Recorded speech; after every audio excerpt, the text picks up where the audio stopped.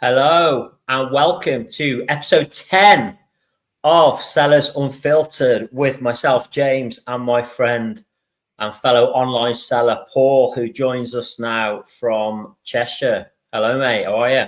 I'm all right, mate. Are we into double figures, mate? Double figures. Well, we'll have a little review today. We'll have a little review on how we think the shows are going because, double figures, episode 10. Wow, I'm actually made up that, that's really good, isn't it? Also, we get at least 2 viewers because, my dad watches. My sister started watching. We'll talk about that a little bit later. Still working on my wife, Laura. She dips in and out. Yeah. Well, mate, to tell you how I'm feeling, mate, last weekend was my first game of rugby with my son's team. It was like a dad's v lads game, plays v parents, mate. So I'm still struggling already. Today's Thursday and we played on Sunday, and my thighs are on fire. Hang on a minute. You played a dads versus lads rugby game. He's only 10, isn't he? Yeah. So we kept it. To be fair, we kept it as tag. Right. But when Freddie had the ball, me and him didn't play tag. You smashed him. I smashed him. He went down. He went down. Is he out of hospital yet? Yeah. Mate, but a little bit of a story, right? So the next day, right, I can't move. Like, my legs are on fire. I'm all stiff. I'm really, really sore, right, from the game. So I get out the car and I go to pay the petrol. And as I go into the shop, I'm struggling. I'm wincing as I'm going in. I'm limping, right? I'm just a mess.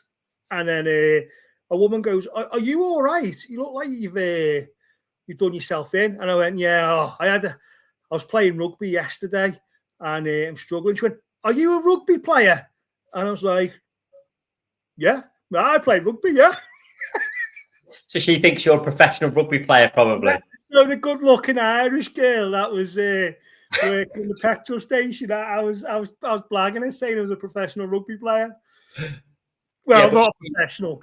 I mean, to look at you, she probably knew that you're more amateur than professional, I would say. Yeah. So I sort of embellished that story about what actually happened in that game. So summer holidays, isn't it? Summer holidays are in full swing. You're playing rugby, smashing your 10-year-old son up. Yeah. We had a week of trying to find things to do with our 2-year-old. Who, well, you know what they're like. They're off the wall, aren't they? She's back at nursery this week, thank God. So we're sort of back to our normal routine. If anyone's joining us for the first time, we'll probably just do a little bit about how we came about to being here and what we do every week. We are here every week. We're both full-time online sellers on eBay, Etsy, and Amazon. We both sell small, personalized, handmade items through a technique called sublimation. I work with my wife in a 2-person small business. You're on your own, aren't you, mate? You run your own business on your own. There's no one else involved. And we're here every week about 1:15 UK time to talk about our experiences. We might offer a few little tips if we think they're relevant, and we want people to join in and tell us and let us know how they get on with their selling online careers, and if they've got any tips to let us know as well. Man, I'm just going to turn my light off because I think it's flickering a little bit. I was trying to, you're really bright and I'm jealous of it. I'm trying to get my screen bright. I don't know what's going on. So I've turned the light on, but it's flickering. So I'm going to turn it off. While I do that, mate, let's have a look at today's show. So it's the same format as normal. We're going to have a little update of something that's going on in the world of online selling. I've got a customer of the week this week. So I'm going to do customer of the week. Got quite a good one, actually. Well, I think I might have mentioned it to you last week, but it's a really good one. So we've got customer of the week. And then this week's a little bit different. So we're going to do these shows in sort of 4-week cycles. eBay week, Etsy week, Amazon week, and then we're going to have just a general week. This week's a general week, isn't it? So Yeah. Pros and cons of selling online. You've promised me that you've got so many funny stories to tell everyone. Never said that, bro. They're going to be you said to me they're going to be rolling in the aisles. They're going to be laughing. They're going to be cracking up. You said to me you may as well be a professional comedian. You've got that many funny stories, so we can look forward to that.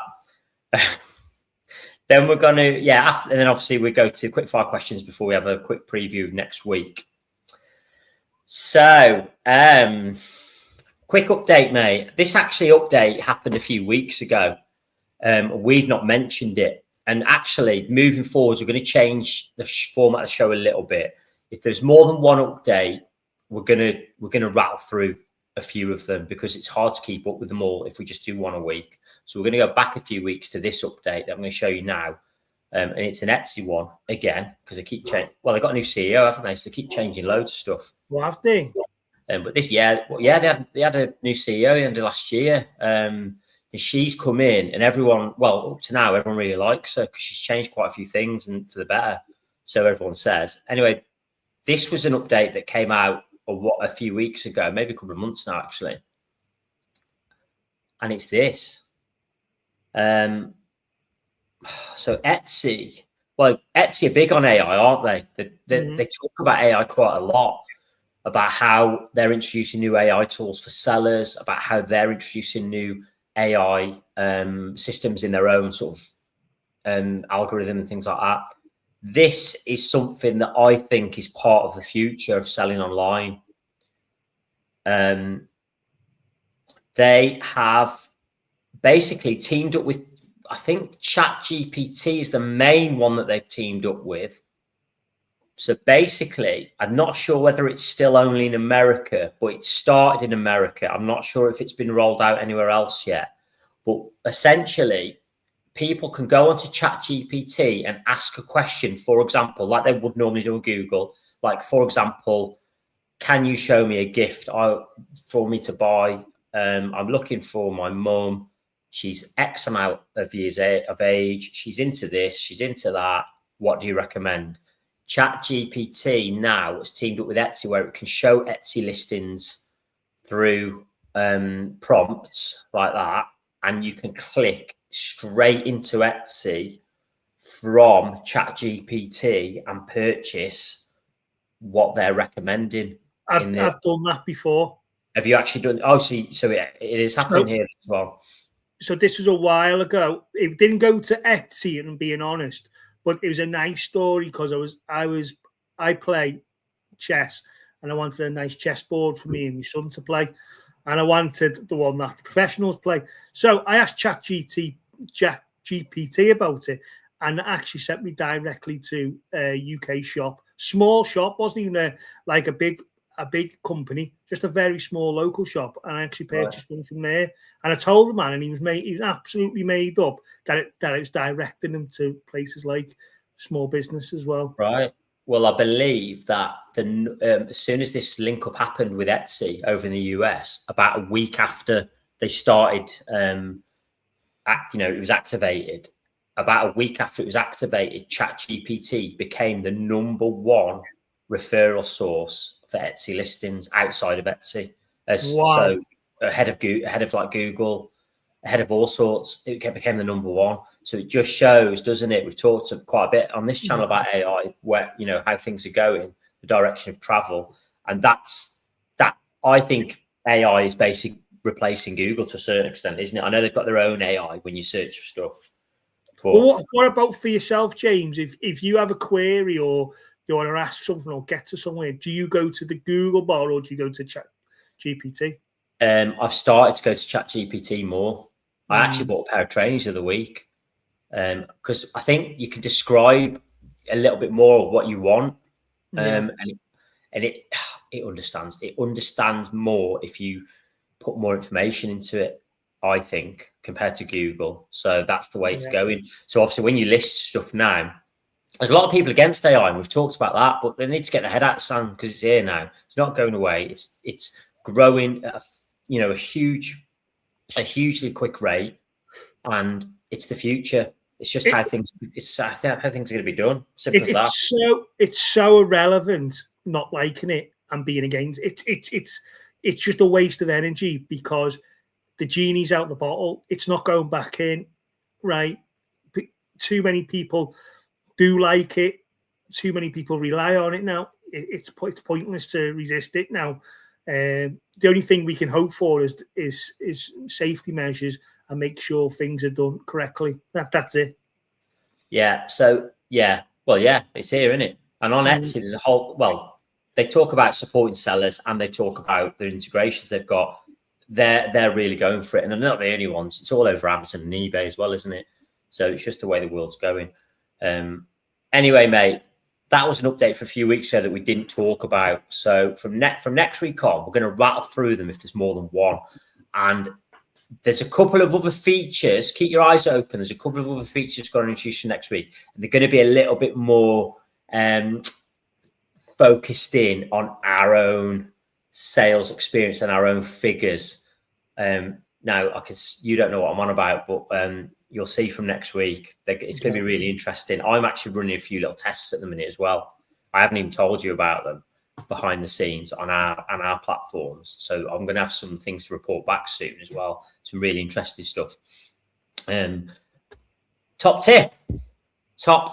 This one is possibly one of the best top tips we've had. And it's this.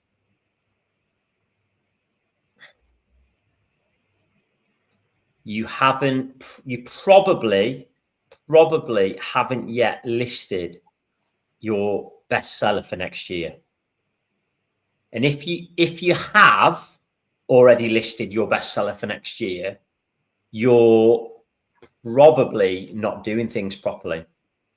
Do you understand where I'm coming from with that one?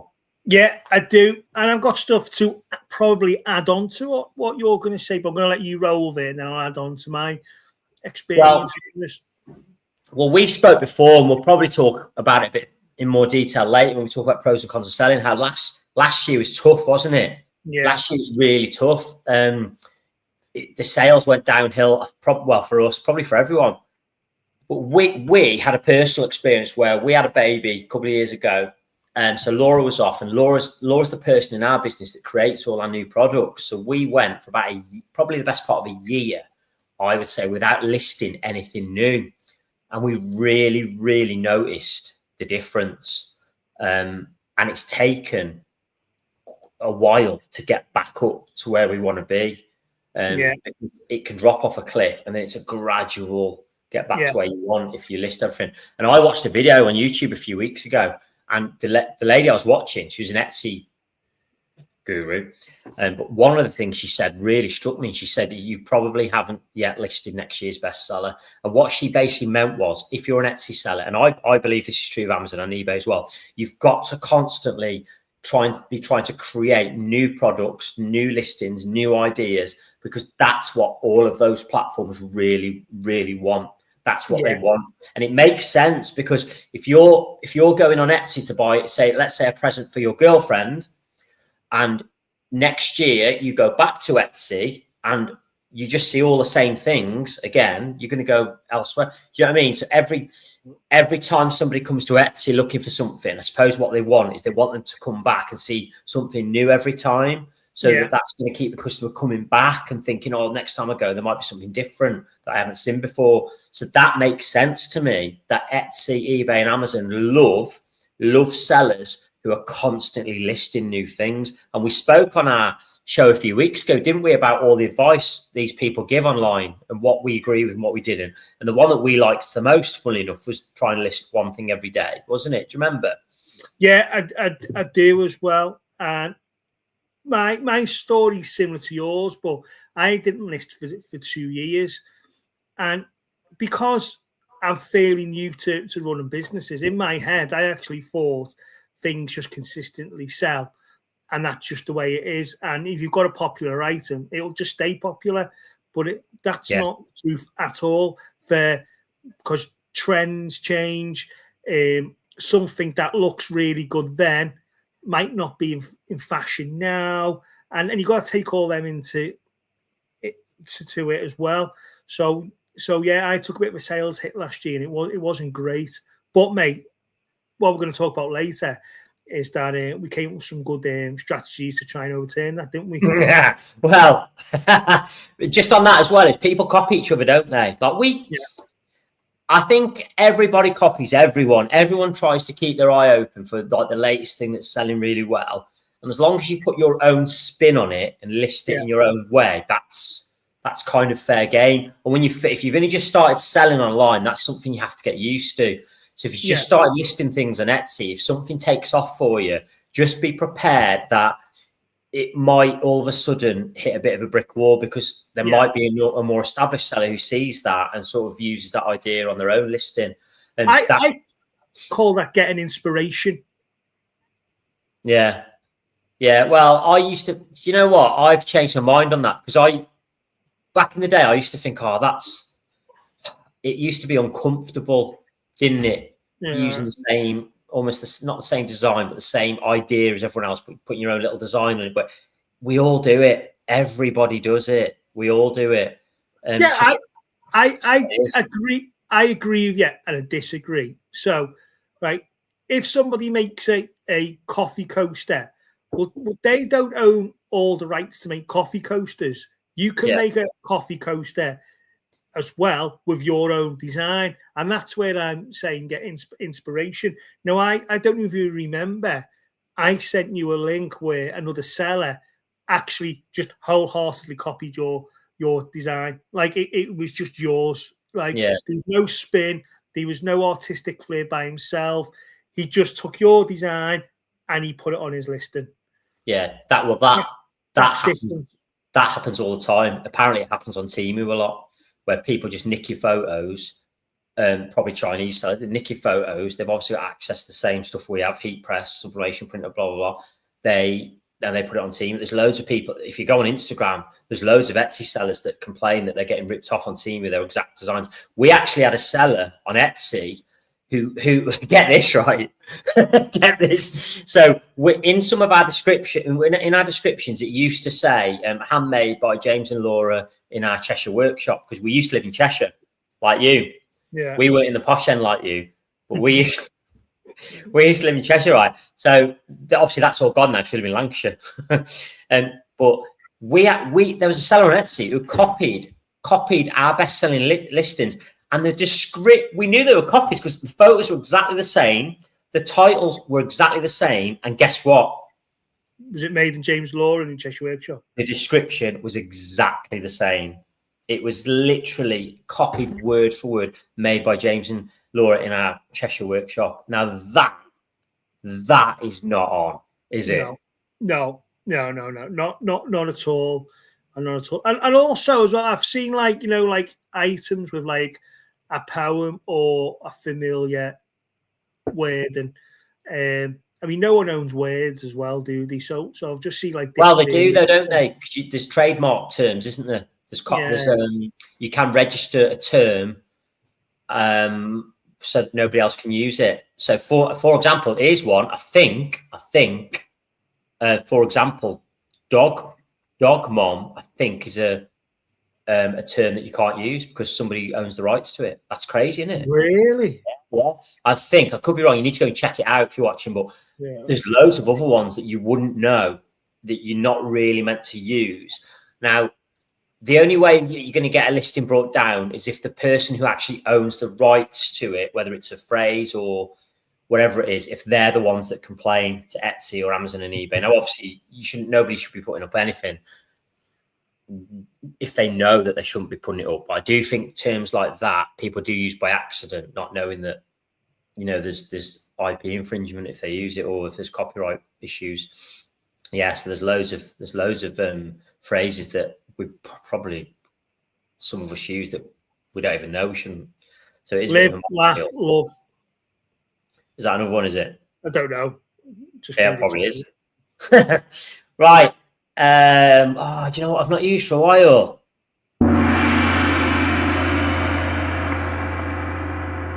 Time to move on. Yeah. Right. So, top tip. just keep listing regularly. You never know when you're going to get that next bestseller. And if you haven't, if the same, I think if you've got the same listing as a bestseller for 2 years in a row, then for me, that's a red flag. I think that's a red flag. I think every year you should have something else that's a new bestseller. That's how I personally would gauge whether you're listing properly on eBay, Amazon, and Etsy. That's my honest opinion. Yeah. I in COVID, I know you want to move on, sorry. In COVID, I had an item that was selling 60 to 70 items per day. And today now, I probably sell that once a month if I'm lucky. Yeah, they died, didn't they? Well, I think this is what I think. I think every listing, I think every listing, and I'm talking about eBay, Etsy, and Amazon here, because I genuinely believe this. This is just on anecdotal, based on all of our years of experience of selling, which is quite a lot. I think every listing that's going to sell and be successful, and as we know, probably only 10, maybe 20% if you're lucky of your listings are going to be successful and sell with any regularity. But if a listing's going to be successful, I believe this is the start point. This is where you list it. You list it, and I believe if it's going to be successful, it'll start gaining traction. And this is sales, and it'll do really well for a period of time, and then all of a sudden, I think that happens. Comes off the cliff. Yeah. Now, this period of time here might be different depending on a number of factors. That might be 1 year. It might be 3 years. It could be anything. But I think eventually that happens to pretty much every listing.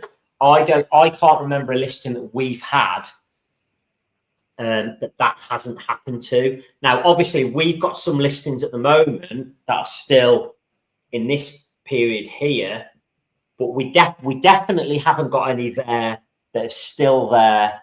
I would say 2 years later. I would say 2 years is the maximum before we've seen that happen. That's just thinking off the top of my head. Maybe 2.5, 3 at an absolute push. Is that what you're seeing? Yeah, I think, haven't you got an item that I don't want to mention it, I'm not going to mention it, that sells very well Father's Day consistently? Is that dropped? What is it? Go on, you can say what type of product is it? Keyring. No, yeah, that's gone. So we had a keyring on Amazon. It was on Amazon. We had a keyring on Amazon. And in fact, funny enough, mate, I'm not sure. That was near enough when we first started. That dropped off a cliff probably 2-3 years ago. You said that was almost viral, didn't you? God, it's mental. Yeah, well, you get them, don't you? But they do have their lifetime where they die. It's a bit like us, isn't it? We tentatively come into this life with our hopes and dreams. Hopes and dreams. Everything starts picking up for you. You go to school, you're making friends, you think you know everything. Fantastic. You're young, you can run, you can jump.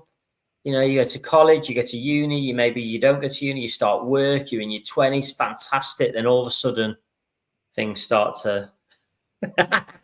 Before you know it, your 10-year-old son is smashing you to bits on the rugby field, and you're walking to the petrol station, aching, telling lies to the Irish girl that's working behind the till. Yeah. And that's when that's when slope. I feel like switching this off now.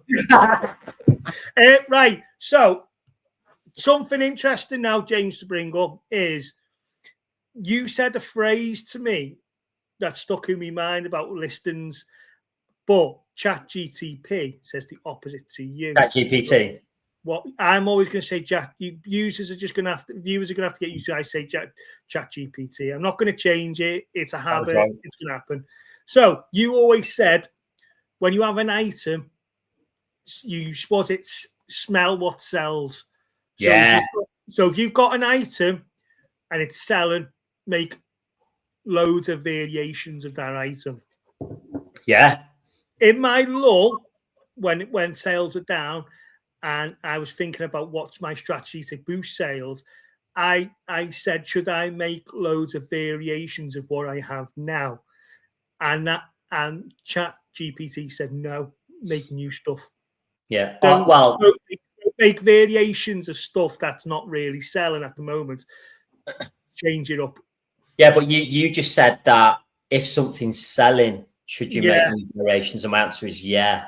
I think this everyone's different. You definitely want to have a mix, don't you, of listing new designs or versions of something that currently sells alongside also trying to find new products that you don't currently sell or new ideas and list those as well, if that makes sense. I would probably, again, this is just me thinking off the top of my head based on, a hunch and experience.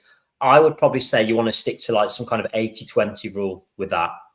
Whereas 80% of your new listings should be something that or you've got a pretty good idea that it's going to do well, or you've got a history of showing that it's going to do well, or a variation on design, or a product that you're selling really well, new ideas for that. And maybe 20% some things that are new that you never really have sold before. That's my thinking around that. That's what I think.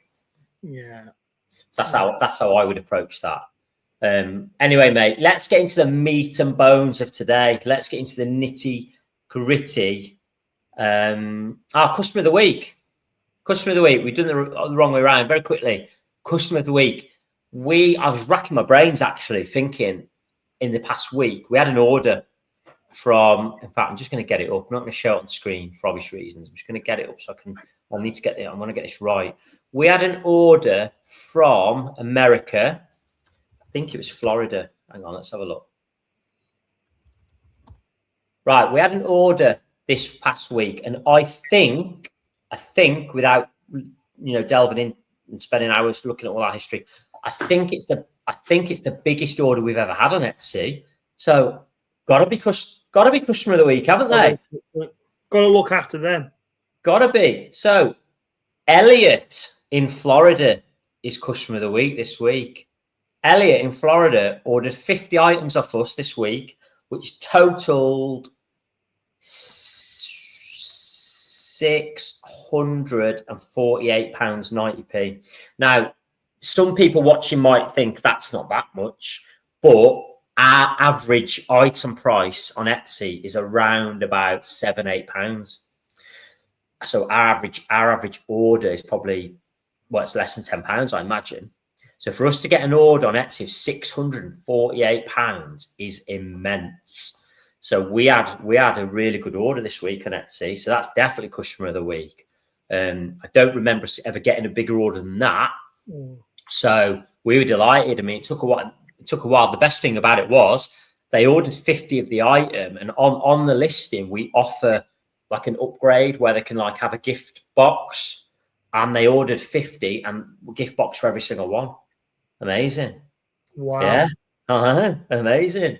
So that's gone off. But you know what I'm doing now at the minute? Because it went off 2 days ago. It went off, obviously fully tracked to the USA. Oh God, every hour I'm refreshing that tracking. Where is it? Is it on its way? Have Royal Mail lost it yet? Is it still in the van? Have they put it on the plane yet? Has it arrived in customs? Has it cleared customs? Because that's the other thing, isn't it? Bloody Donald Trump's changed all the tariffs again, hasn't he? You probably don't know about that, but we're not going to get into it. But anyway, so yeah, I'm refreshing. I'll let you know when it gets there because I'm a bit anxious. 650 quid order, but yeah, fantastic. Customer of the week. Yeah. Thank you, Elliot. Right, mate, let's move on. Pros and cons of online selling. Now, you've been wanting to do this for ages, haven't you? We mentioned it briefly on our first ever live show. Check this out, pal. Check this out.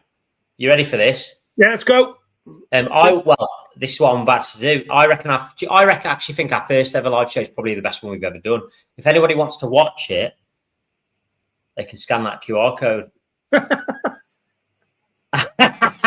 How good's that? James, I'm learning all the time, mate. Learning all the time. When do you find time to do these little bits?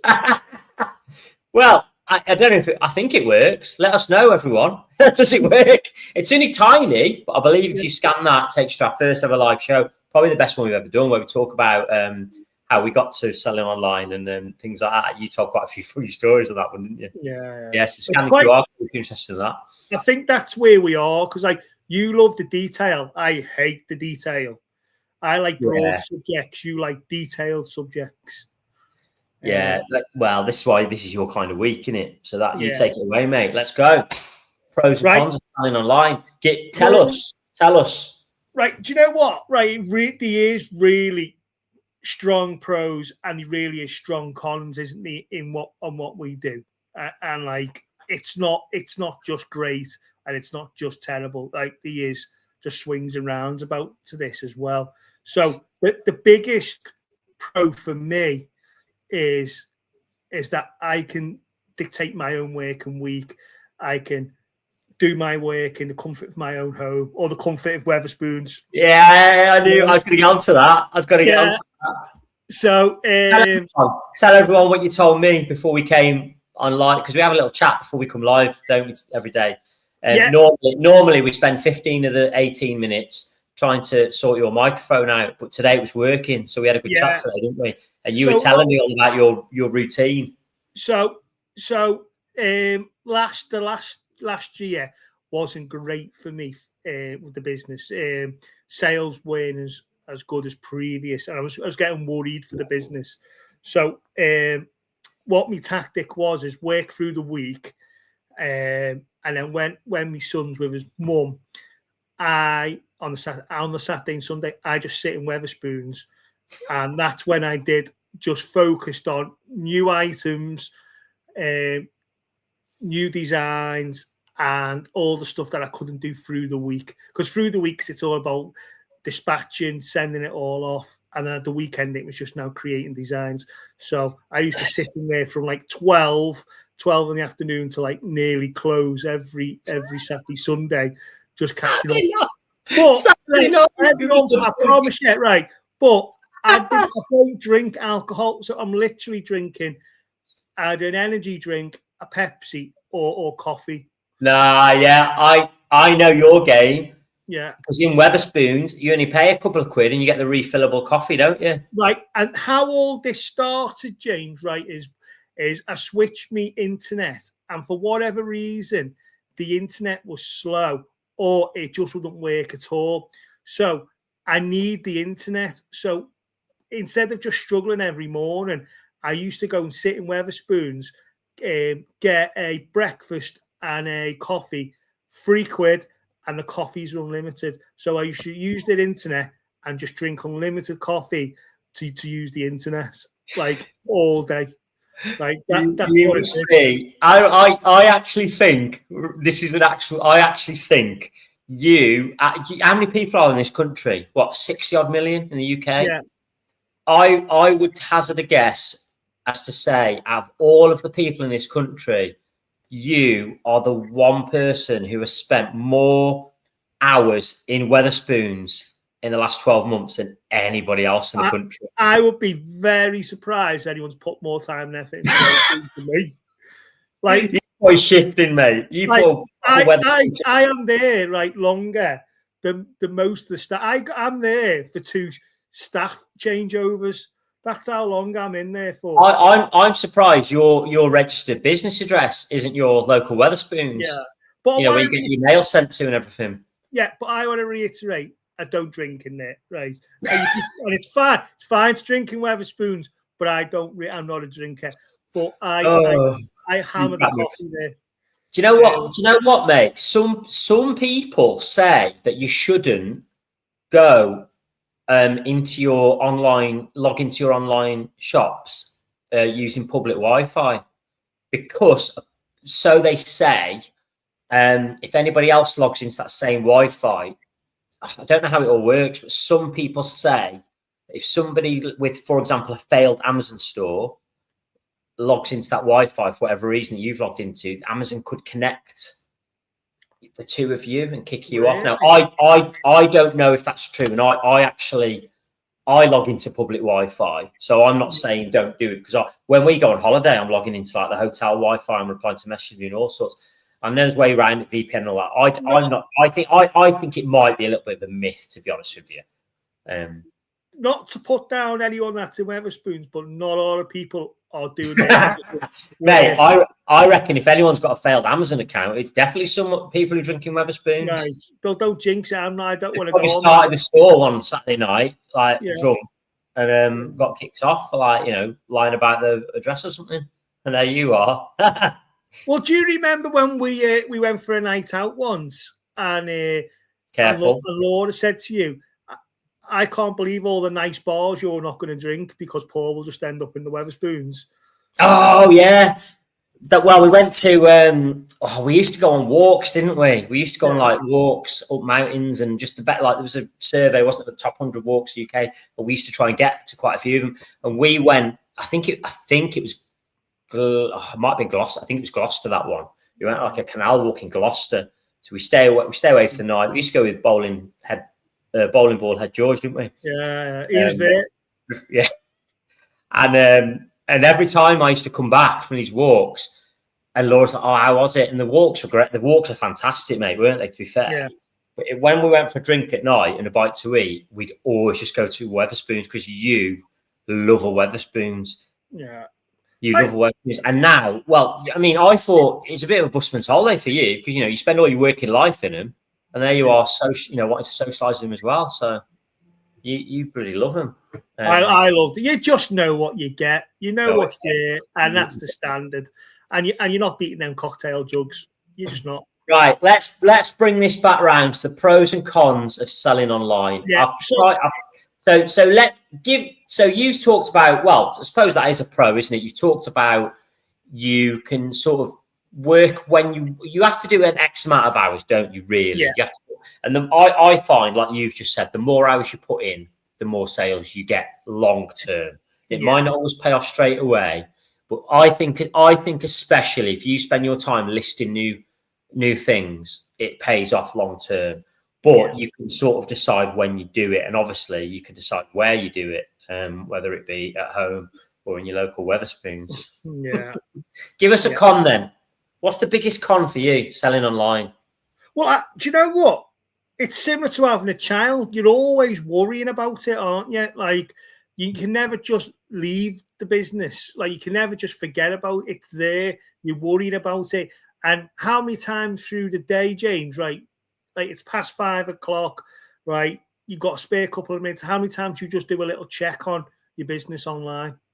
Well, we're going to, if you have a look at this slide I've put on, we won't do it just yet, but we are going to come on to what a typical weekday looks like.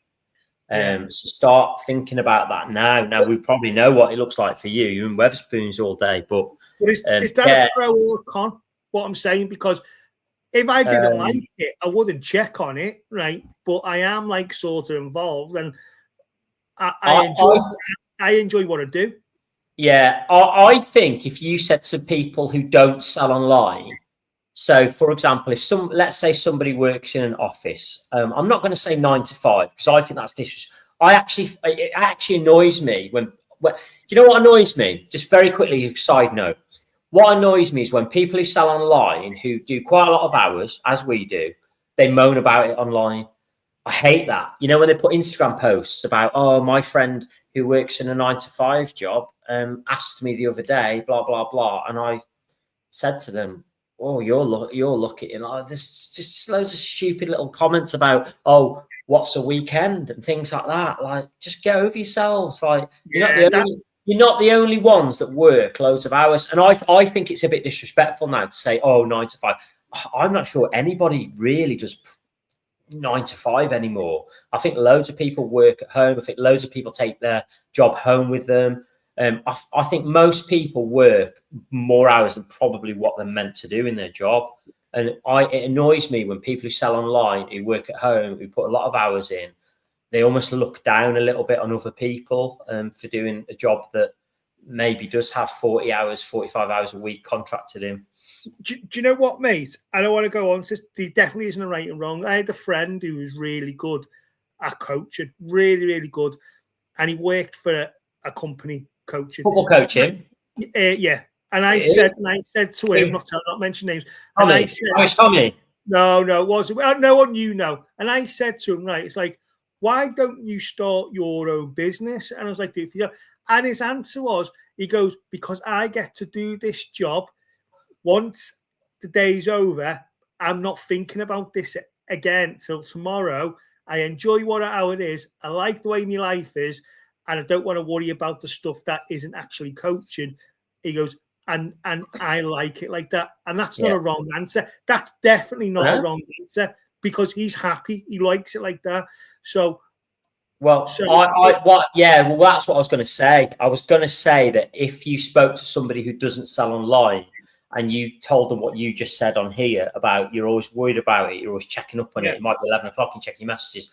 I think most people who don't live that life would probably say, oh, that sounds rubbish. That's, oh God, you never switch off. But when you're in it, when you're doing it, when it's, you said something a few weeks ago about how, working 12, 16 hours a day on your own business, it's not the same as working a normal job for those amount of hours. And it's not like when you're in it and you're doing it and you're like up early in the morning, up late at night, and you're working, I don't think it's as bad as what it sounds like it is to people who don't do it.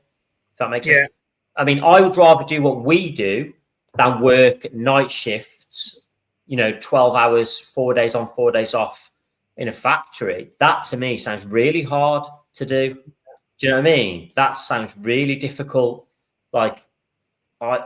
So I suppose what I'm saying is, like, even though we put a lot of hours in, and I think most people would see that as a con. I don't, except for maybe Christmas, which I mentioned before, where it's a bit trickier because the hours are just, insane, aren't they? They are insane, but it is what it is. But if I'm being honest, though, there is times where I go, do you know what? I wish I just had a straightforward job. But then times come and then times pass. Do you know what I mean? So, is it fair to say, mate? Sorry to interrupt, that your biggest worry is not necessarily the day-to-day stuff of checking the messages, getting the orders out. Yeah. Is your biggest worry of what happens if all of a sudden it all goes tits up? Like, say, for example, you get kicked off Amazon, for example. That is a massive worry, because I'm approaching 40. I think of my previous job, I put my eggs all in one basket. Do you reckon there's people watching this now that are going, he's approaching 40? Yeah. You look. I thought Sorry, mate. I genuinely thought this is going to be a compliment, and then I was like, oh my God. Yeah, I thought you go, 40, that's nothing. No, look, a day over 39.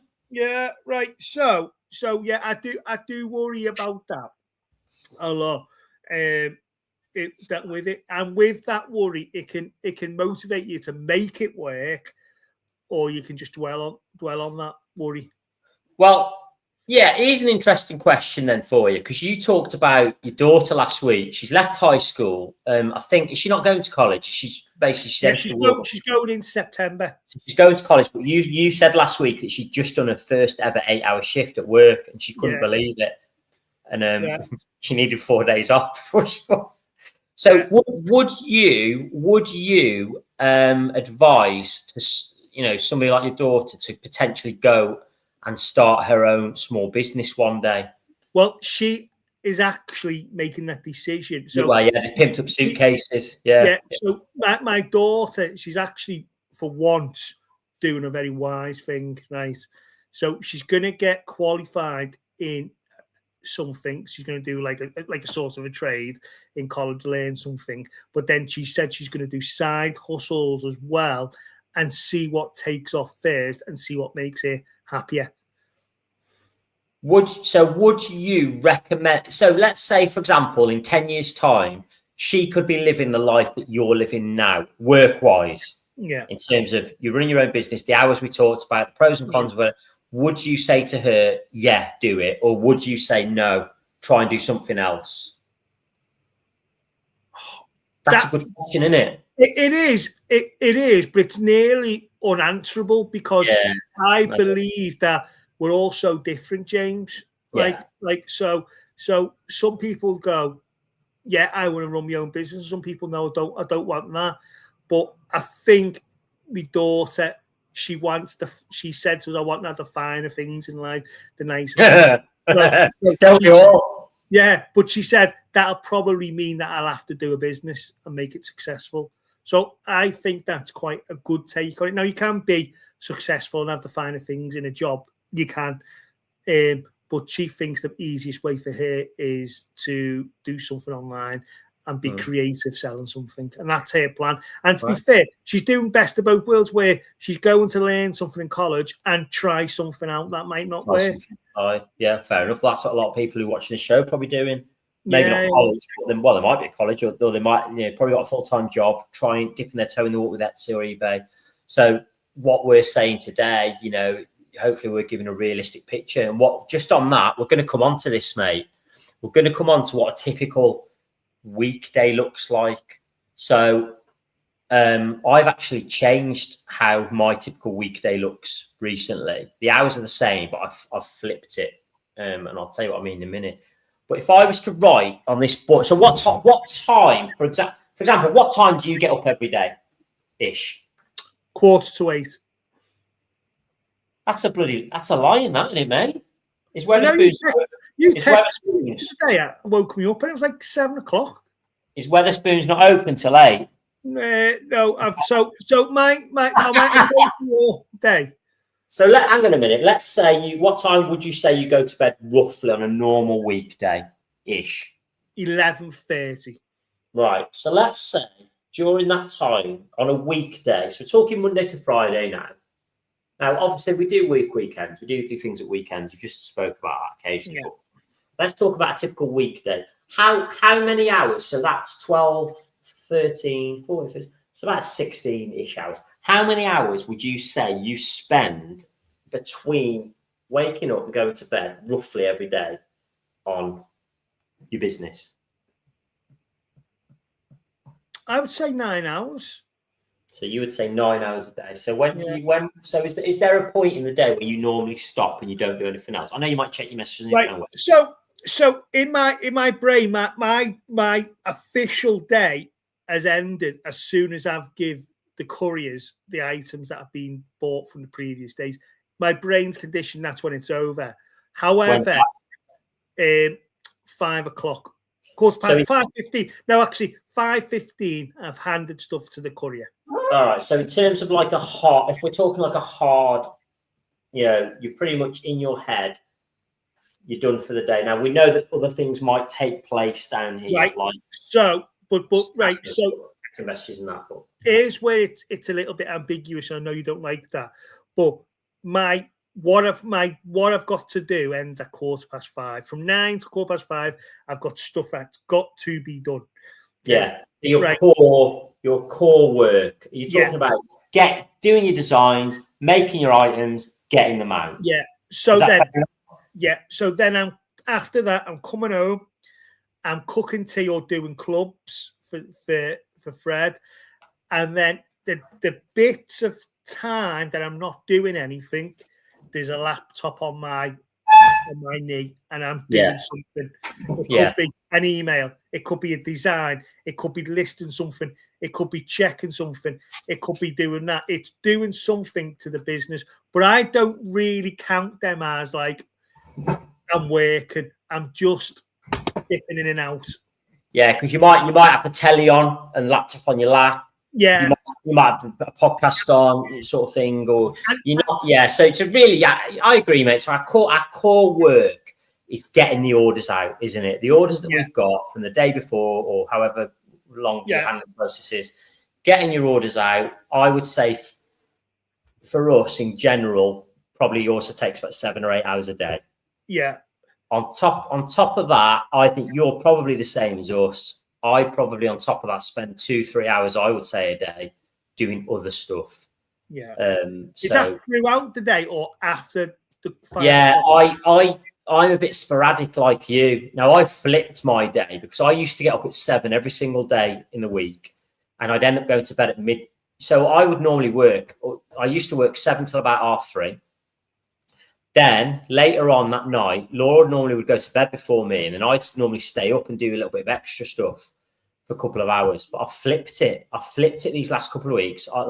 So now I'm getting up at 5:15 every day. I'm getting up at quarter, and the reason I'm doing it is because I've got into paddle. As you know, I play pickleball, but I've got into paddle now, and I'm playing in the morning some days. So I get up at 5:15. I either play paddle at 6, or I don't play paddle at 6. I'm still getting up that early, and I'm normally now going to bed at 10. So I've flipped it right round. But the timelines are similar in terms of the amount of hours I'm spending on the business. So I would say in a week, I'm spending 8, 9, probably 10 hours a day, I would say, in the week. That's now as well. That's in July when we're fairly quiet. And on the weekend, I probably spend 3 to 4 hours as well on it. So I would say Laura spends less than me, but she looks after our little girl for a lot more hours than I do. So it kind of works where we both do the same amount of hours, but in different types of work, if you know what I mean. I know it's not work looking after your kid. Well, it kind of is, isn't it? I think where we're slightly different is, so I finish at 5:15, and then I do the emails and little intermittent bits that might take 10, 15 minutes and little bitty jobs. If I've got like a tax return to do, if I've got a deadline to meet where Amazon have put a new policy on, I've got to get some new items listed, or I've got to do something that's quite a big job or will take an amount of time, I will spend the Saturday and Sundays to do that, where I'm child free most of the time. And and I will spend that sitting down somewhere in Wetherspoons. And have you got a daily to-do list written down? No. So that's where we're different, isn't it? Because I've got a to-do list on my laptop that's a daily list and a monthly list, and I go through it every single day, even though it's the same routine every day. Whereas you're just sort of like going through it up here, aren't you? Yeah. Because it can be quite. When you're successful online, you sell on Etsy, eBay, and Amazon. It can be very repetitive, can't it? I'm the kind of person that quite likes that. I would say if you want every single day of your life in your working life to look different, then selling on. Would you say it's fair to say that selling online might not be for you if you want every day to like look different? Yeah, and I have a theory about this, and it's a bit deep, and it's a bit, it's not to say stupid and like a bit spiritual. Is that like, do you know where people like, it's dead stupid, I'm going to say, like meditate, and like you know, me doing the repetitive stuff is like a bit of meditation where I'm doing it, but I'm not conscious that I'm doing. I've got used to doing it so much, I'm not actually like conscious that I'm doing it. So I think that's a sign that all the things that you do. So, for example, if you're listing new things, you've got a process in place, whether it's written down or not, that it's so ingrained in how you do it. You've listed it one item, now you've listed another item, now you've listed another item, now you've listed another item, that you just automatically go through it, and all of a sudden, you know, it's midnight and you're surrounded by drunks and Wetherspoons. But here's the thing though, right? So when COVID hit and the business really went off, and I was making personalized items, I couldn't like multitask, like listen to music and do the signs and do stuff like that, because I had to concentrate on it. Now my brain is in a podcast, but something else is doing the sound, and I'm not really like, it's so strange. I'm doing both things, and I'm listening to a podcast, and I'm more into the podcast than I am into my work while it's getting done. This is why you probably sent George's keyring to a customer in Glasgow that one time. It's probably why I did at the start, but I've got that ingrained in doing it now, that I can do it now where I couldn't then.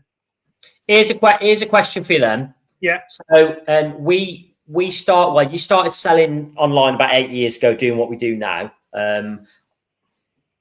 If you could talk to yourself 8 years ago, is there anything that you would say to yourself to do differently? So what would you tell yourself to do that maybe you didn't do back then 8 years ago? And what would you tell yourself not to do that you did do 8 years ago. Does that make sense? Yeah, I would say just be when it first went off the business, everything was a mess. Like I was ordering small quantities. I was not organized. I wasn't checking inventory. I was running out and hoping, and then needed stuff to be delivered the next day. And I was always feeling like I was behind, chasing my tail.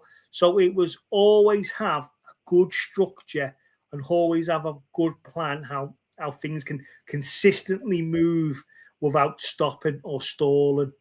So now for me, I order large quantities of stock. So I know I've got.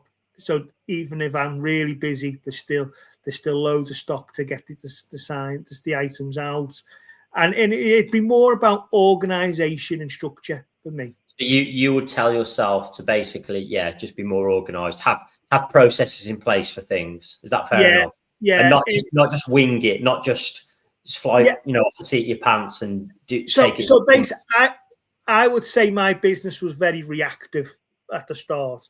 I just reacted what happened to the day, and that's not a great way, as you probably know. There wasn't a plan; it was just react to what's happening that day, and you've got to get out of that. Now, I look at that fondly because that just shows how much you've grown now.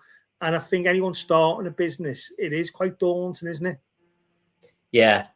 Is there anything that you did do that you would tell yourself not to bother with from back then?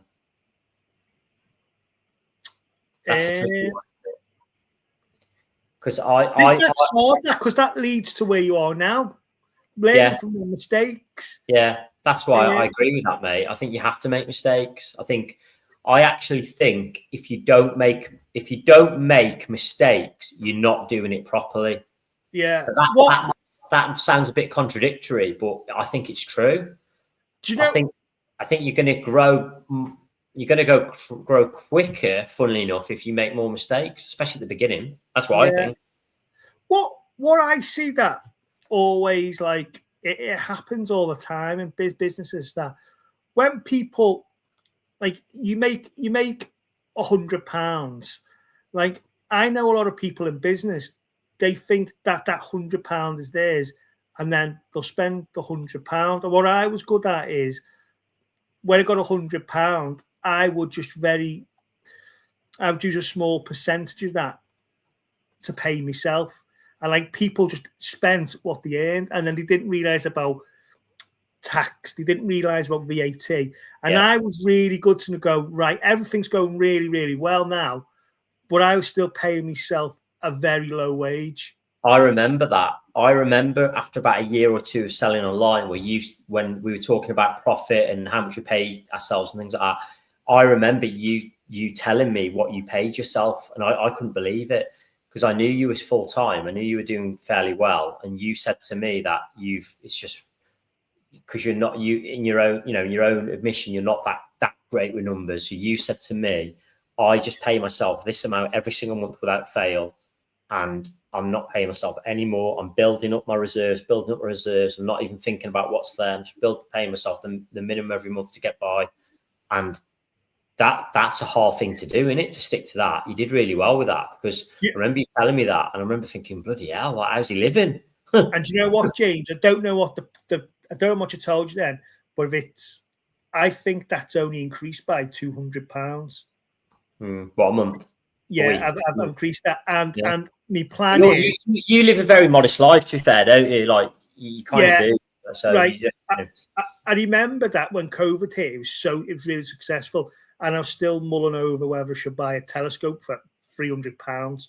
Yeah, right? You haven't got your dad coming around every day drinking your wine. Having to load the fridge up, like we have here. So that's an extra expense we've got.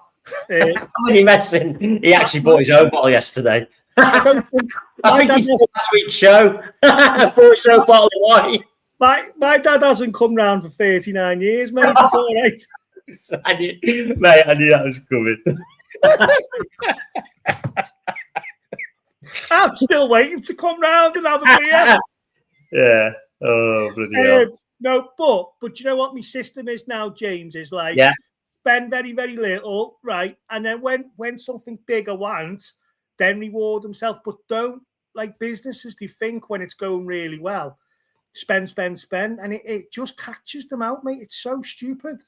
So let's get back to being concise. If you're chatting to somebody now at the bus stop or wherever, or in Wetherspoons on a Saturday night, and they're asking you for one piece of advice on how to be successful selling online, and you've got one sentence and no more, what would you say to them? Pay yourself very little for 2 years. Okay, fair enough. Right, but could you? Right, you like picking holes and stuff. Can you really pick a hole in that? No. I think as long as you can afford to live, that's fair enough. Yeah. And then keep reinvesting your profits into your business. And that's a good one. That's kind of where you're coming from, isn't it? Yeah. While you're trying to grow, almost everything you make initially has to go back in, doesn't it? Yeah. That is what's going to help you grow as a small sole trader business selling online, rather than thinking, right, I've made some money here, you want to try and keep growing, because if your goal is to be full time, you've got to reinvest, grow again, reinvest even more, grow again, until you get to a point where you can go full time, and then you can give it a bash. Right. So just bear in mind, we want to talk about the future a little bit as well. So I've put here. What do you think selling online will look like in 10 years' time? So if you think about 10 years ago to today, I think the biggest change is definitely the development of AI, which we've spoke about quite a lot. So we're not going to go into that too much again. But in 10 years' time, what do you think? How do you think it will look selling online compared to today? How different do you think your day might be, for example? What's it going to look? Do you know what? It really worries me that, and very cowardly, I try not to think about that, because I'm a pessimist, and I always think, am I going to get pushed out of it, and am I going to keep my head above it? But it's very clear today it's going to be very AI driven. It's definitely going to be AI driven. I think the emphasis is going to be on very good listings with great photos. I think delivery of items is going to be different. You spoke about drones, they're coming. I think now people are so impatient to wait even 2 to 3 days for an item now, that it's all about speed. And I think that's not good. That's not going to slow down, is it? It's only going to get faster. It's can we keep up with this? I reckon people will laugh at me, but I genuinely think in 10 years' time we will have drones.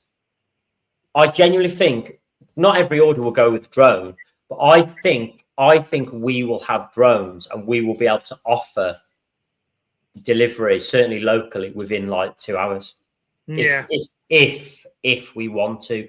Because think about this, right? If you just stopped somebody in the street 50 years ago and said to them and talked, about the various things that are happening today, they just would not have believed you.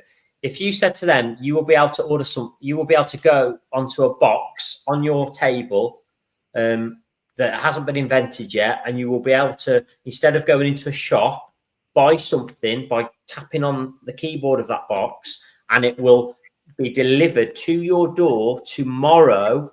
They will say you go back to the mental asylum, because that is crazy. They would say that to you. And the rate of technological development itself, the actual rate, is getting faster and faster and faster and faster and faster. So something that today takes 5 years to be developed, in about 10 years, that'll take 1 year to develop. And another 10 years after that, it'll take a month to the rate of development. So I genuinely think in 10 years, we could be looking at drones. I actually think that listings will be different. I actually think videos will become more and more important. I agree. I personally think that it'll be more. I actually think listings in 10 years' time might look completely different to what they look like today. I think there might be more interactive. I don't know how, but I just think the world we're going into over the next 10 years, the rate of development is going to be so quick that actually it's impossible to predict where it's going to be. These are just predictions, but I think it's coming. I think drones are coming. I think AI is an interesting one because it's not a problem, is it? Because in 10 years, if everyone's using AI and everything's automated, everybody will know it's automated. So I don't think anyone's going to have a problem with it like they have today. Like some people are like, oh, I'm not buying that. It's AI. It's an AI picture. That's not like. I just think 10 years, it's just going to be the norm. Just like going online now. If you'd have said to somebody, even 20 years ago, you're going to go and buy something online, you're going to give them your bank details. Everyone would have said, no, I'm not doing that. I'm not doing that. I'm not doing that. That's so. I think in 10 years, everything's going to be AI. Loads of things are going to be automated. It's going to be drones flying around in the air. There's going to be parcels being dropped in your garden. Yeah, that's what I think. I did say that I think drones are a possibility. I'm not so sure because they were talking about that when my daughter Maisie was a baby, right? And it's what, mate? You said it scares you, but it excites me. Yeah. Because I think that me and Laura, I think we're the type of sellers who we work hard. So if there are new developments, I think we will be up to speed with them. Certainly for a business of our size. Obviously, we're not going to be able to keep up with the big boys like Amazon. They'll be, God knows what they're going to be doing in 10 years. But I would back us against most other small businesses our size and say that in 10 years, have we got a chance of keeping up with the times more than the average? And I would say, yeah, we have, because we embrace it. We look forward to it because I'm excited because there's things that are going to happen. There's changes that are going to happen where a lot of small businesses, they are going to be scared of it. And I would encourage you and anybody else selling online personally to try and embrace change and to try and be excited about potential changes that are coming. Because if you can have that mindset and try new things when they come and make the mistakes, I think you're going to be the ones that are going to be still alive in 10 years and still be trading. I think the ones that are scared of change and necessarily worried about technological advancements and are willing to take risk and work hard to figure it all out. I know that there's loads of small business out there like that, and that's what excites me. Is that I think we're going to be the ones. I would back us against other people to be the ones. So that's like a natural selection process, then, isn't it?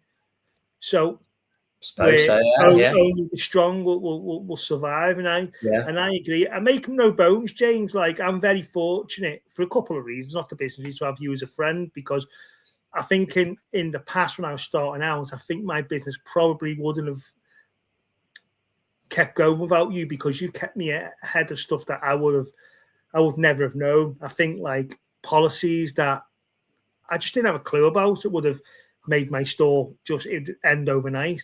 Yeah, so but look at you now, though, because last week I got something wrong when we were talking about Amazon policies, and you were the one that corrected me. Yeah. So look how far you've come.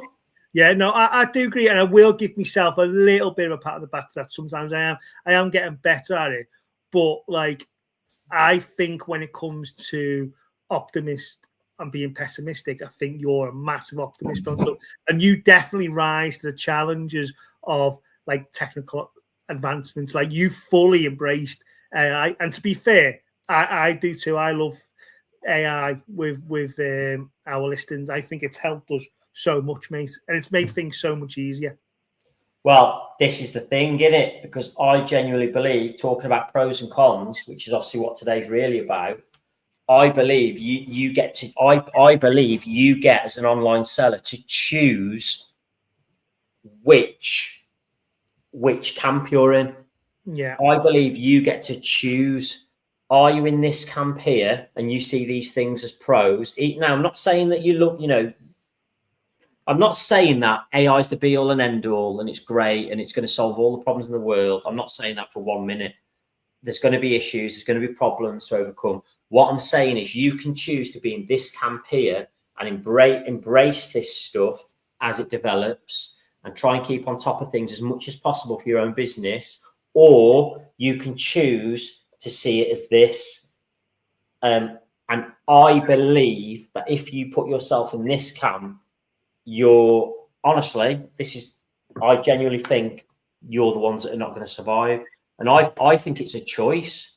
Yeah. I think it's a choice. Do you see development as a pro, or are you going to be? So the famous story is Kodak, isn't it? Have you heard about the Kodak story? Yeah, phenomenal, mate.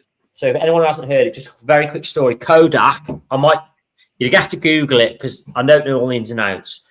But so Kodak, obviously the biggest what sort of camera photo company back in the 70s and maybe the 80s. And I think they had a famous board meeting where one of the members of the board sort of went, they were talking generally about the future and what, where do we need to go and things. And one of the board members went, I think he said something like, we need to start looking at, it might even have been the 80s. We need to start looking at how this industry is going to change in the future, like things like digital. I think back then he was like, and he got laughed. He got laughed out of the boardroom, didn't he? That's apparently the famous story. And I think, like, I don't know, within 15, 20 years, even for such a massive company, they'd gone. It might even be within 10 years. They'd gone.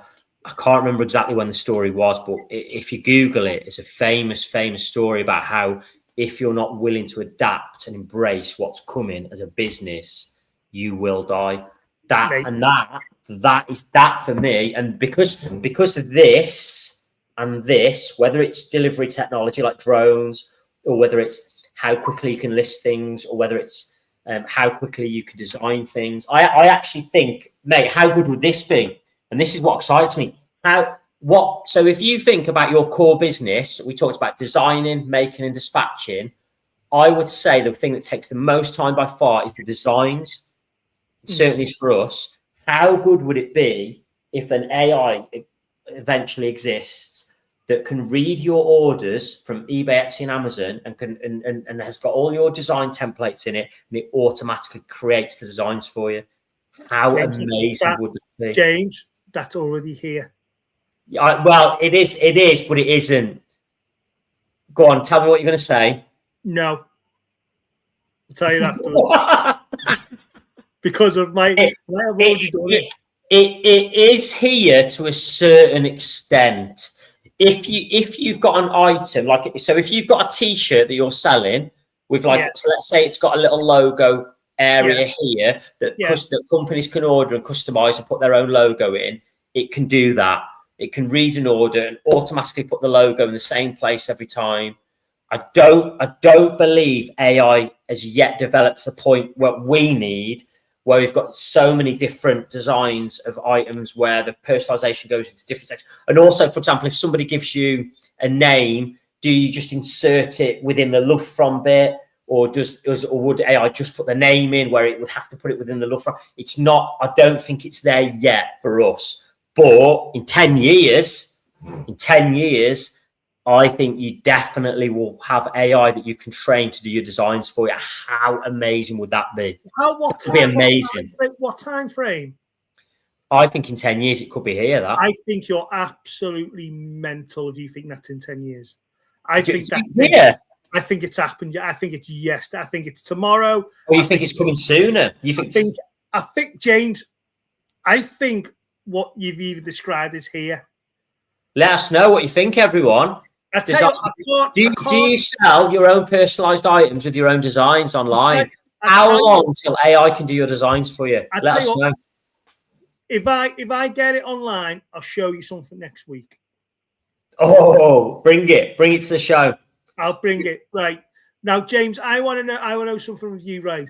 I know you are really passionate about your business. To you, it's so important to you, and like you absolutely love it. And I can't imagine you've got a real defining con in your do you have any cons to having a business? You mean? Do you mean like as an online seller doing what I do? What's the biggest? So what is a con in your business? Because I can't imagine for you, mate. You know what the biggest. I'm talking about if we're talking about things that we can and cannot control, you know what the biggest con is when you're selling online. Policies and stuff. Have another guess. Say it all again. Let me guess. I'm a bit out. Two words. Royal Mail. Bloody Royal Mail. Yeah. I could do a show every single week on Royal Mail.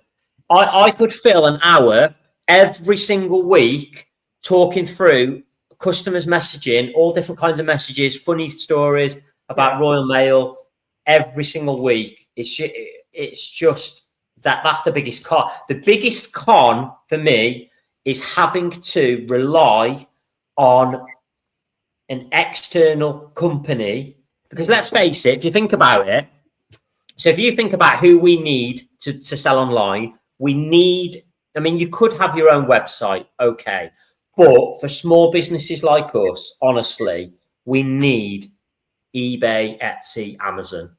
Fair enough? Yeah. We need that. We need them. We need them. Otherwise, we wouldn't be able to do it full time. We wouldn't have the traffic, I don't think. So to then get the orders that are placed on those platforms, we need a courier service that takes the orders and gets them there. Now, the only viable option for us, because we sell things that goes letters large, letters mainly, is Royal Mail. So people might think, why are you slagging Royal Mail off every week and yet you still use them? That honestly, there's no choice. So if you think about it, eBay, Etsy, Amazon, and Royal Mail, I would say, besides from us, so the 5 pillars, those 5 pillars, they are the most important organizations when it comes to selling online for people like us. Is that fair enough? Yeah. I think that's the biggest con, is that 1, 2, 3, 4, especially Royal Mail, you're having to rely on another company, a big company that doesn't have maybe the care and the love that we have, because we're only 2-person small business. You're relying on an external, out of our control organization to do their job properly. Well, that's the biggest con for me. I think that's half a con, because I don't think, if that was corrected, I think you haven't got one con of having a business. I think you love it that much. For me, I can go, the biggest cons are not sleeping at night when you've got a worry or something's changed. I like to know, you'll be shocked at this, I like to know everything about my business. And like because I'm not an accountant, and like I always think, like, how did he do it? And I want to know how they all do it. Mate, don't worry about it, because in 10 years we won't have accountants. Will we? Yeah. Think about it. No, that's true. That is true. We'll have AIaccounting.com. Now, there probably will still be some kind of having to check things, but they're the kind of jobs that are under threat, I think, things like that. Yeah. Anyway, mate, let's move on. Let's just a quick reminder, if anyone wants to watch the first ever live show that we ever did, scan that QR code and it either will or won't take you to the first live show, depending on whether I've done that properly or not. Let us know. Did you do it, Laura? No, mate. I just did it so we use this we use StreamYard, it's called, don't we? You don't know. We use a company called StreamYard to stream these live, and it links into YouTube. And they've got a function on there that does it for you. So I'm gonna watch this back after to see if it works. But that's probably our best ever show, I think. So give it a go. Have a little look. Yeah, I always think our shows get better. I mean, yeah. Well, fair enough. What do you think? Right, before we get on to quick 5 questions, very quickly then, review of our shows, double digits. What's the best show we've ever done in your opinion? I think it's our first one. What do you think it was our best show? I think this one, because the reason I'm going to say this one, I've looked at the time now, and I can't believe we're an hour and 20 into it. I know, but that's because me and you were talking. I know. Someone somewhere probably less than 2 miles from my house, started watching this 1 hour, 20 minutes ago, and now they're snoring on the sofa. Yeah. Whatever. So, but I can only talk about that from my point of view, can't I? So, Dad, wake up. Yeah. Your dad only tunes in for me. He does, mate. He does. Right, quick 5 questions, pal. Let's go on to it. Quick 5 questions. Right, here we go then. What product do you think you could sell well, which you don't sell at all now? For a bit of context, we both use heat press, don't we, mate? Flat heat press, sublimation printer. So we sell items like key rings, coasters, bookmarks, tote bags, things like that. So I've got loads of these. I remember a year ago, I wouldn't have had a clue. Can you show me the screen again? I don't understand. What product do you think you could sell well with a heat press and a sublimation printer, which you don't sell at all now? Now, you've got one that you showed me before we came on air. Yeah. Right. I've got loads. I'm going to go with, I'm going to write 2 down. Do you know what? The rugby mums just texted me to do something for them. I said, I can't. I said, I don't do that. And they had a right go at me. What? They're your target market, really, aren't they? What, yeah, female? They said, can you print a hoodie or a t-shirt? So I went, no, don't do that. Well, to be fair, mate, you could do it, but I think it's hard. That's a tricky. I think there's loads of people doing that. I mean, I said that, and I said it doesn't last well in the washers. Right, I've got 2 that I think we could sell really well that we don't sell at the minute. We don't sell at the minute. Now, I'm going to show these. I'm reluctant to show them because I'm thinking we might do them, but I don't like this because I feel guilty about what I've wrote. Go on, what you putting? I know what you're putting. You're putting something that we already sell. I'm going to guess bookmark. Yeah, bookmarks. Yeah. I know you're going to put bookmarks. So right. So James is always ahead of me on what on like products and stuff. And then when I get an idea, he's already selling it, and I always feel horrible that I'm even thinking about doing that and selling that. Well, bookmarks is something that we, going back to the top tip, we didn't list any bookmarks, probably January, February last year. We listed our first bookmark, I think it was about March 2025. This year, our top 3 or 4 best-selling items on Etsy are bookmarks. So it just goes to show, always be looking to sell something. Do you know what? I've got the item here. I got into the bookmark market well before you. Do you know what I never did? Do you know what I never did? I never listed it. Never listed it, mate. And I've got it. Well, I've got the item. I've got it. You haven't listed it yet. You're not listed it. List it. Yeah, I've got the item, and it was. I'm actually not going to show it, but it was a bookmark. Get it on. No, it was on a film with Keanu Reeves. You know, with all the numbers flying down. Oh no, I can't show it because the Matrix. Yeah, show. You're not selling it. Yeah. So I made that for myself. Right. Oh, Matrix. Yeah. Right. Just so it's not the Matrix because they've got numbers. The Matrix uses symbols. Yeah. So it's not the same. So I made that for myself, and I never listed it, thinking no one will buy a metal bookmark. What's your best seller now? Bookmarks. Yeah. Right. Anyway, here's the answer to the question for us. These are products that I've got 2 here. That these 2 are, I would say, for the past 3 years on Etsy. I'm keeping a quite close eye on things, and these are flying on Etsy. Both of them. Don't even know what they are, James. Right. Badge reel is something that sort of clips to your a lanyard, like a nurse wears or a teacher wears, and you can put personalized little metal things into them, like a smiley face, whatever. They fly out on Etsy. And keycaps are things that people buy to put on their caps on their keyboard. You know when you're typing now? Yeah, you know when you're typing now, or if you type on your keyboard, people buy like keycaps to fit over the keys on the keyboard. They fly out on Etsy too, and you can get them sublimated. So I reckon we might do them at some point. But mate, we've got so many things to get on that we haven't got on yet. We might never get around to it. Right. Next question. Which selling platform would you like to sell on, which you don't already? So we both sell on eBay, Etsy, and Amazon, don't we? We actually have some listings on TikTok. So I can't put that one because we already list on TikTok. We don't really sell anything on there. I've not really put the time into it yet, but we will do at some point. There's a platform that we would probably like to get on, that we've tried to get on. Is there anything that you'd want to get on? Well, I say we want to get on this platform, but it might be a blessing that we're not on it. I've got a feeling I know what that is. What is it? Is it Temu? No. We've applied to sell on this platform. No, mate, you're going the wrong way. Think premium. We've applied to sell on this platform twice and we've been rejected. So that's the sort of platform it is. Right, have you got one or not? Do you know what? I've done it on purpose. What's that? Nothing?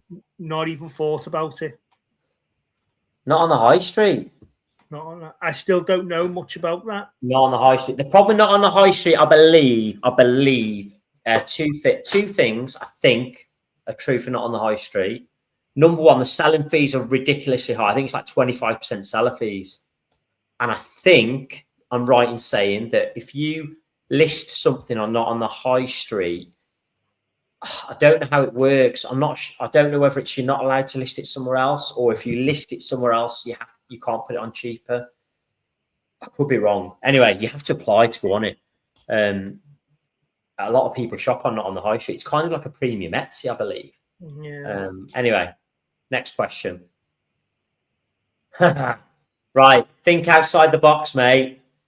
Let's delve into the world of Paul. You could do any career in the world, anything. Like, just, it could be a dream career. Anything. What would it have been? What would it be? If you do you know what's funny, right? I thought you were gonna put footballer. Right. I thought, right. You and Jeffy's rocket. Right. I genuinely want to be a spaceman. But you know my organization skills, right? Hey, 10 years. Who knows what developments are coming? You know, you have to spend about 150K, or is it even more, to go into space? Maybe it's going to be like $1,000 in 10 years. You might be up there, mate. And I said spaceman and astronaut because I'm not fully sure how to spell astronaut. That probably tells us all we need to know about the possibility of you getting into space. Yeah, it really does. Right, there we go. Tennis player. Yeah, just traveling the world, playing a sport where you don't rely on anybody else, like footballers have to. Unbelievable, the money they make as well at the top end. Well, top tennis player I should have put, because some of them are struggling, aren't they? Yeah. Right, mate, fantastic. So that's us done for today, I think. Right, before we go, because we're probably not going to do pros and cons for a while, anything else to say? No. So I think overall, what we should say, though, James, is that speaking about pros and cons, would you say to a viewer who's not done a business yet, but who might want to do it, would you recommend doing a business? I'm going to say yes. Oh, yeah. You've got to be prepared to put the time in. Yeah. Because you could watch YouTube videos and you could believe that it could be passive income. And it's just a myth, I think. I don't believe there's any such thing as passive income. Yeah. Right, mate. Next week, I texted you yesterday, didn't I, about this? Next week is eBay week. We're back around to eBay week, and we're going to talk about eBay seller support. Because yesterday, I forgot about it, but a few weeks ago, I booked a one-to-one eBay support seller clinic, they're called, and it's a phone call from a specialist eBay member of staff who supposedly can help you with tips to grow your eBay store. And it was amazing. It was I thought I was going to speak to somebody who didn't really know any more than me and who would just give me fluffy, generic answers to my quite specific questions. I'll give you a little bit of a taster ahead of next week.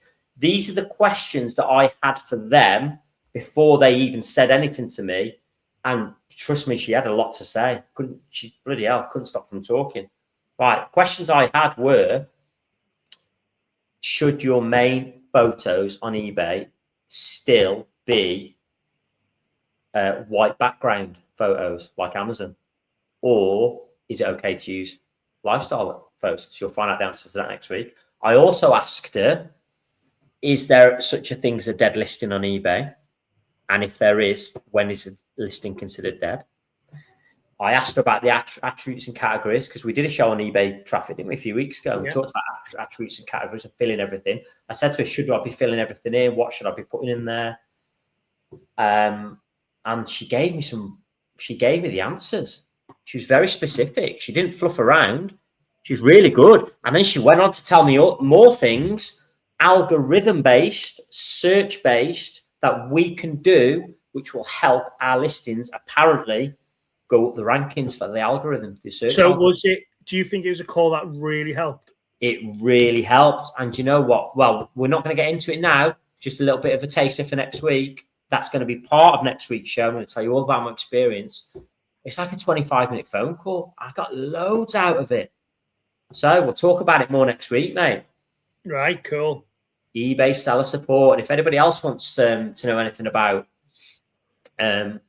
what happened in the seller clinic, put it in the comments and I'll tell you exactly what happened. Yeah. If you've got anything specific you want to know. Mate, we're going to have to wrap this because I'm desperate to do it. It's going to work. Yeah, I'm the same. Right, but before you go, James, you were worrying about this because you thought it wasn't a very specific topic. So do you think that was? Yeah, it's all right. I thought, yeah. I mean, we obviously went off the side, didn't we? We just got sidetracked, which is fine. It's a general week. We're back to eBay next week, Etsy the week after, then Amazon, and then we'll do one of these general ones every 4 weeks or so. We'll try and base it on something, but we'll do it every few weeks. So yeah, that was fantastic, mate. Well, we'll see everybody next week. Thanks very much for tuning in. If you do enjoy the content, or if you sell online and you just want to pick up little bits here and there, then don't forget to like and subscribe, and you'll get notifications on when our shows are on next. We are here every Thursday, but you just get a little reminder. So thank you very much. There's nothing else left to say other than we will see you next week. Bye-bye.